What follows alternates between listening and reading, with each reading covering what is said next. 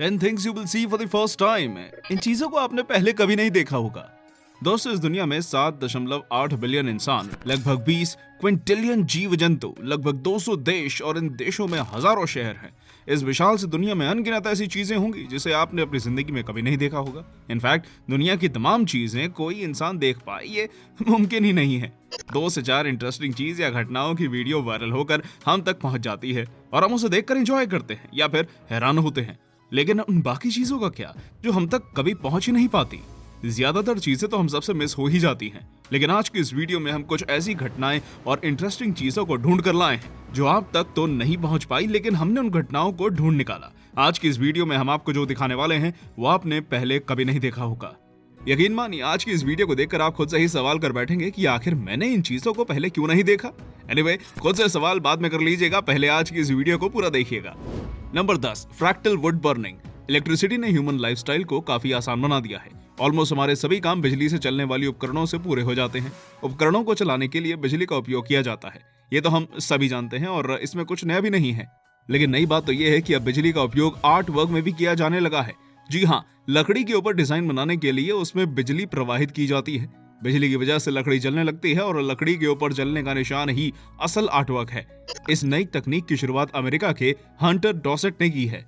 उन्होंने इसे fractal burning नाम दिया। लकड़ी के ऊपर डिजाइन बनाने के लिए हाई वोल्टेज इलेक्ट्रिसिटी की जरूरत पड़ती है। लकड़ी में बिजली प्रवाहित करने से पहले उसके ऊपर इलेक्ट्रिकली कंडक्टिव सॉल्यूशन अप्लाई किया जाता है। इसके बाद ट्रांसफार्मर और 2 प्रोब्स की मदद से लकड़ी में बिजली प्रवाहित करके उसे जलाया जाता है। बिजली प्रवाहित होने के बाद लकड़ी एक प्रोब से दूसरे प्रोब की ओर जलने लगती है, जिससे कि इसके ऊपर यूनिक डिजाइन बन जाता है। इस प्रोसेस के बाद जो फिगर बनता है उसे लिस्टनबर्ग फिगर कहते हैं। इस अनोखे आर्टवर्क को बनाने में काफी ज्यादा मेहनत और सावधानी बरतने की जरूरत होती है। Number 9, wheel gymnastics.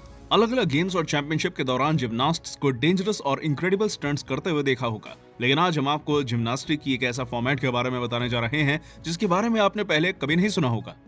जिम्नास्टिक का ये फॉर्मेट व्हील जिम्नास्टिक्स है। व्हील जिम्नास्टिक्स में जिम्नास्ट्स एक व्हील के अंदर अपना कमाल दिखाते हैं। व्हील जिम्नास्टिक्स जितना इनक्रेडिबल है उससे कहीं ज्यादा सेटिस्फाइंग भी है।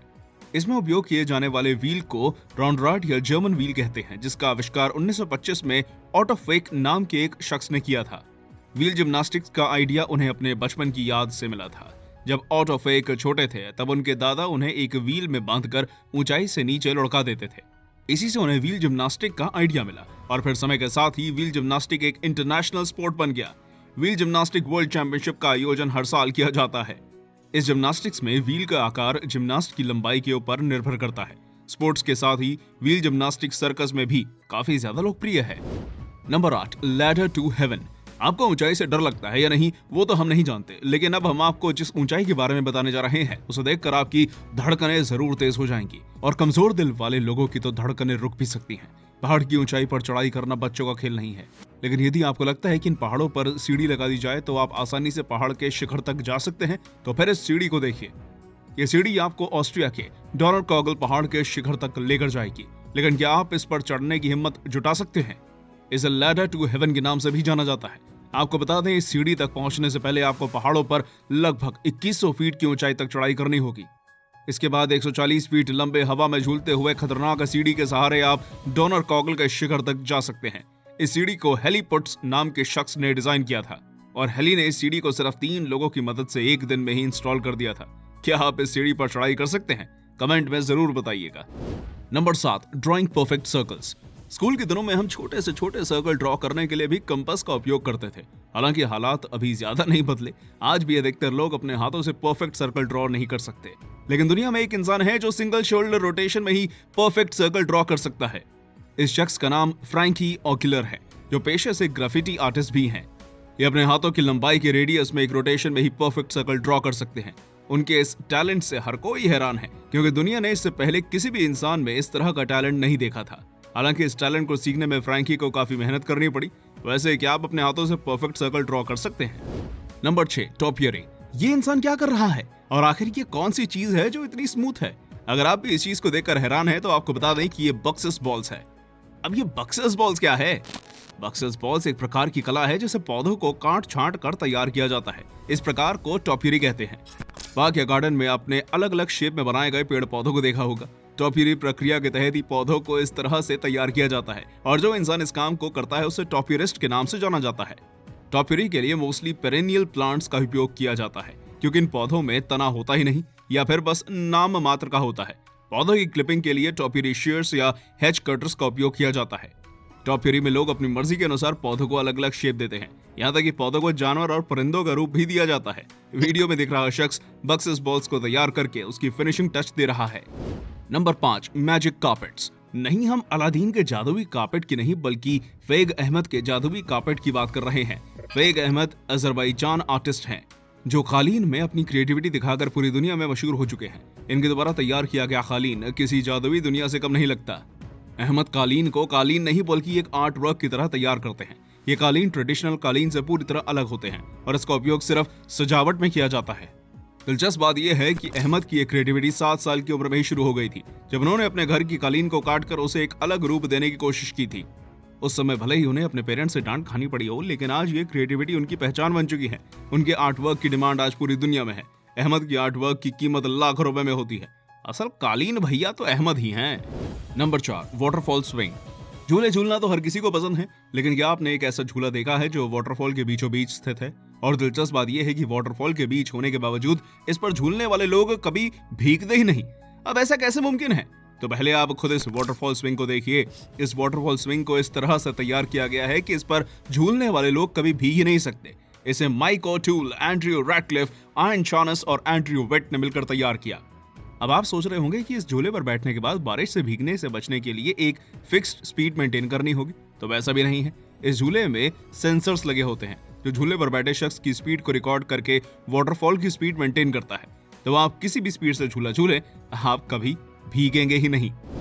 Number 3, tyre knocking the door.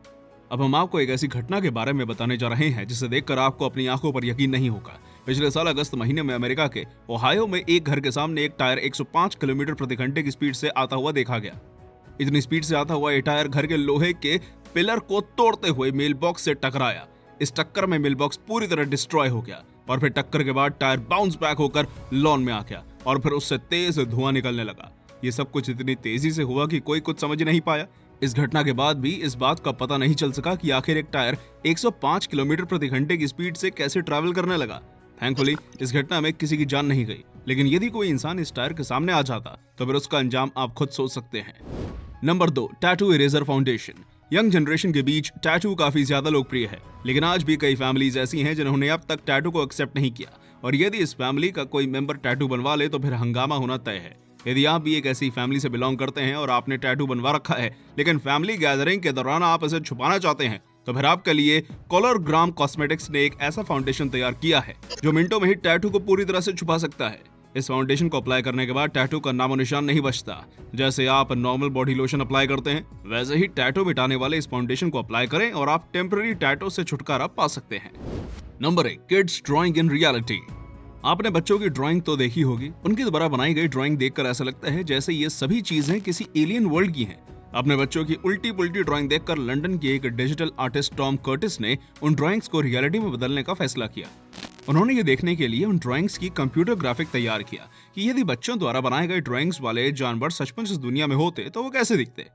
आप खुद देखिए बच्चों की ड्राइंग्स को रियलिटी में बदलने पर कैसे कैसे क्रीचर्स बनकर हमारे सामने आए हैं। टॉम कर्टिस कई सालों से ये काम करते आ रहे हैं। उनके द्वारा बनाए गए इमेजेस काफी ज्यादा वायरल होते हैं।